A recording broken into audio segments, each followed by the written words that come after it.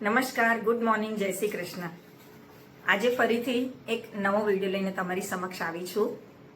મારા આ વિડીયોને પણ જરૂરથી લાઈક અને શેર કરજો, મારી ચેનલને સબસ્ક્રાઇબ કરજો, સાથે બેલ આઇકન પણ પ્રેસ કરી દેજો, જેથી તમારી સમક્ષ નવા નવા વિડીયો આવી જાય.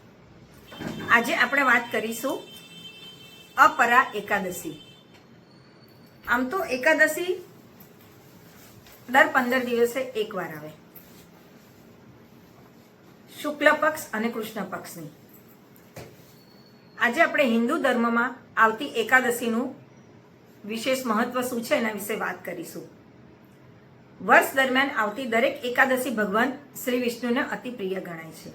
એમાંથી વૈશાખ મહિનાના કૃષ્ણ પક્ષમાં આવતી એકાદશીને અપરા એકાદશી કહેવામાં આવે છે. વર્ષ 2026માં અપરા એકાદશી 13મી મેના રોજ ઉજવાશે. અપરા શબ્દનો અર્થ થાય છે અપાર, એટલે કે અનંત પુણ્ય આપનારા. એવી માન્યતા છે કે આ એકાદશીનું વ્રત કરવાથી મનુષ્યના મોટા મોટા પાપો પણ નષ્ટ થાય છે અને એને અપરંપાર પુણ્યની પ્રાપ્તિ થાય છે. અપરા એકાદશીની પૌરાણિક કથા હું તમને સંભળાવું છું. પ્રાચીન સમયમાં મહિધ્વજ નામના એક ખૂબ જ ધર્મપરાયણ અને દયાળુ રાજા હતા. તેઓ પોતાના રાજ્યમાં પ્રજાનું કલ્યાણ કરતા અને હંમેશા સત્ય તથા ધર્મના માર્ગ પર ચાલતા. એમની પ્રજા એમને ખૂબ પ્રેમ કરતી, પરંતુ એમના નાના ભાઈનું નામ વ્રજધ્વજ હતું. તે સ્વભાવથી અત્યંત ક્રૂર, ઈર્ષાળુ અને દુષ્ટ હતો. એને પોતાના ભાઈની લોકપ્રિયતા સહન થતી ન હતી અને ધીમે ધીમે એના મનમાં દ્વેષ અને લાલચ વધતો ગયો. એક દિવસ વજ્રધ્વજે પોતાના ભાઈ મહિધ્વજને મારી નાખવાનો નિર્ણય લીધો. રાત્રિના સમયે જ્યારે રાજા મહિધ્વજ જંગલમાં એકાંતમાં ધ્યાનમાં બેઠા હતા, ત્યારે વ્રજધ્વજે કપટપૂર્વક એમની હત્યા કરી નાખી. ત્યારબાદ તેને રાજાના શરીરને એક પીપળાના વૃક્ષ નીચે દાટી દીધું.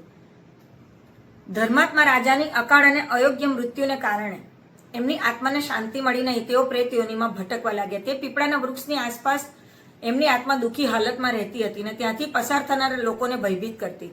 સમય પસાર થયો. એક દિવસ ધૌમ્ય નામના મહાન ઋષિ ત્યાંથી પસાર થઈ રહ્યા હતા. તેઓ દિવ્ય દ્રષ્ટિવાળા હતા. એમણે પોતાના ધ્યાન દ્વારા જોયું અને સમજ્યું કે અહીં કોઈ આત્મા ભટકે છે અને એને મોક્ષની સ્થિતિમાં પહોંચાડવી જરૂરી છે. ઋષિએ પ્રેત આત્માને પૂછ્યું કે તું કોણ છે અને અહીં કેમ ભટકે છે? ત્યારે આત્માએ દુઃખભરી વાણીમાં કહ્યું, હું મહિધ્વજ નામનો રાજા છું. મારા ભાઈએ દગાથી મારી હત્યા કરી છે અને અધૂરી મૃત્યુને કારણે મને પ્રેત યોનિ પ્રાપ્ત થઈ છે. હે ઋષિવર, કૃપા કરી મને આ દુઃખમાંથી મુક્તિ અપાવો, મને મોક્ષ અપાવો. ધૌમ્ય ઋષિએ રાજા પર દયા આવી. એમણે ધ્યાનમાં બેસીને ભગવાન શ્રી વિષ્ણુનું સ્મરણ કર્યું ને પછી કહ્યું, હે રાજ, વૈશાખ મહિનાની કૃષ્ણ પક્ષની અપરા એકાદશી અત્યંત પવિત્ર ગણાય છે. હું તને વ્રતનું પુણ્ય અર્પણ કરું છું. ઋષિએ સંપૂર્ણ વિધિથી અપરા એકાદશીનું વ્રત કર્યું. ભગવાન વિષ્ણુની પૂજા કરી, જાગરણ કર્યું અને પુણ્યનું વ્રત રાજા મહિધ્વજને સમર્પિત કર્યું. તે પુણ્યના પ્રભાવથી જ રાજાની પ્રેત યોનિમાંથી મુક્તિ થઈ અને એમને દિવ્ય શરીર પ્રાપ્ત થયું. તેઓ વૈકુંઠ ધામ તરફ ખુશ થતા ગયા. હવે અપરા એકાદશીનું મહાત્મ્ય શું છે? તો ભગવાન શ્રી કૃષ્ણ યુધિષ્ઠિરને જણાવે છે કે અપરા એકાદશીનું વ્રત કરવાથી મનુષ્યને એવી પુણ્યની પ્રાપ્તિ થાય છે જે ગંગા સ્નાન, તીર્થયાત્રા, દાન અને યજ્ઞોથી પણ દુર્લભ અને મહામય છે. આ વ્રત કરીને નીચેના પાપોને નષ્ટ કરનાર માનવામાં આવે છે. અસત્ય બોલવાનું પાપ, નિર્દોષ વ્યક્તિને દુઃખ આપવાનું પાપ, ગુરુ અથવા વડીલોને અપમાન કર્યાનું પાપ, લોભ અને ક્રોધથી કરેલા પાપ, અયોગ્ય કર્મ અને અધર્મનો લાગેલો દોષ. એવું કહેવામાં આવે છે જે વ્યક્તિ ભાવપૂર્વક આ વ્રત કરે છે એને ભગવાન વિષ્ણુની કૃપા પ્રાપ્ત થાય છે અને અંતે મોક્ષ મળે છે. અપરા એકાદશીની વિધિ શું છે? અપરા એકાદશીના દિવસે સવારે વહેલા ઉઠી સ્નાન કરવું, પછી ભગવાન શ્રી વિષ્ણુની પ્રતિમા અથવા ચિત્ર સ્થાપિત કરવી, એનું પૂજન કરવું. તુલસી દળ, ફૂલ, ધૂપ, દીવો, ફળ અને પ્રસાદ. ઓમ નમો ભગવતે વાસુદેવાય મંત્રનો સતત જાપ કરવો. દિવસભર ઉપવાસ રાખવો અને શક્ય હોય તો રાત્રે જાગરણ કરવું. બીજા દિવસે દ્વાદશી તિથિએ બ્રાહ્મણ અથવા ગરીબોને દાન આપીને વ્રત પૂર્ણ કરવું. અપરા એકાદશીનો આધ્યાત્મિક સંદેશ આપણને એવું સૂચવે છે કે પાપોથી દૂર રહેવું જોઈએ. ઈર્ષ્યા અને દ્વેષનો અંત સદાય દુઃખમાં થાય છે. સત્ય અને ધર્મનો માર્ગ જ જીવનમાં શાંતિ આપે છે. ભગવાનની ભક્તિ અને ઉપવાસ મનને શુદ્ધ બનાવે છે. આ કથા એ પણ સમજાવે છે કે સાચી ભક્તિ અને પવિત્ર વ્રતથી સૌથી મોટું દુઃખ પણ દૂર થઈ શકે છે.